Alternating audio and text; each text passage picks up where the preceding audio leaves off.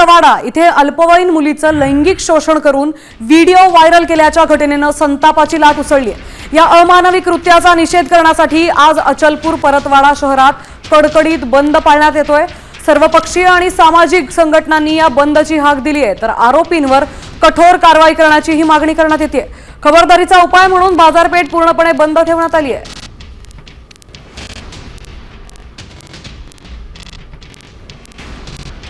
थेट अमरावतीमधून या बंदची अपडेट देत आहेत आमचे प्रतिनिधी अमर घटारे।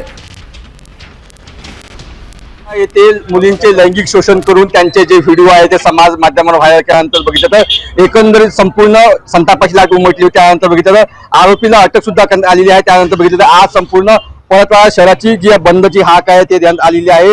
यामध्ये मुख्य आरोपी अयान अहमद, तन्वीर अहमद याच्यासह 3 आरोपी जे आहेत ते पोलिसांनी ताब्यात घेतले। आता आरोपींची संख्या ही 4 वर जाऊन पोहोचली असली मात्र यामध्ये अनेक आरोपी असल्याची शंका जी आहे ते पोलिसांनी व्यक्त केलेली आहे। आणि एकंदरीत बघितलं तर पोलिसांची जी कसून चौकशी जी आहे ते आता या ठिकाणी सुरू झालेली आहे। आणि या ठिकाणी बघितलं तर संपूर्ण जे शहर आहे ते आता कडकडीत बंद ठेवण्याचं जे आव्हान आहे सर्वपक्षीय ठरलेलं होतं आणि त्यानुसार बघितलं तर आता या ठिकाणी जे संपूर्ण जे मार्केट आहे ते मार्केट आता बंद आहे। एकंदरीत बघितलं तर स्वयंस्फूर्तीने जे नागरिक आहेत त्यांनी आहे मार्केट बंद ठेवलेलं आहे।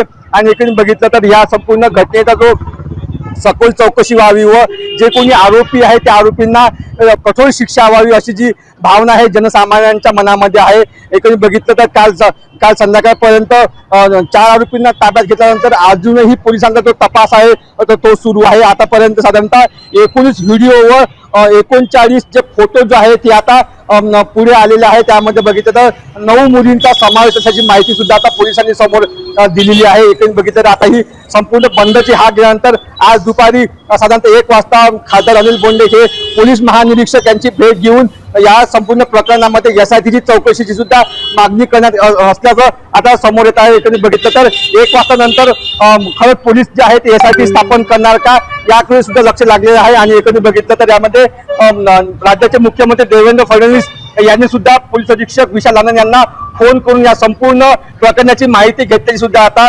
माहिती समोर येत आहे। आणि यामुळे आता यानंतर 4 आरोपी अटक केल्यानंतर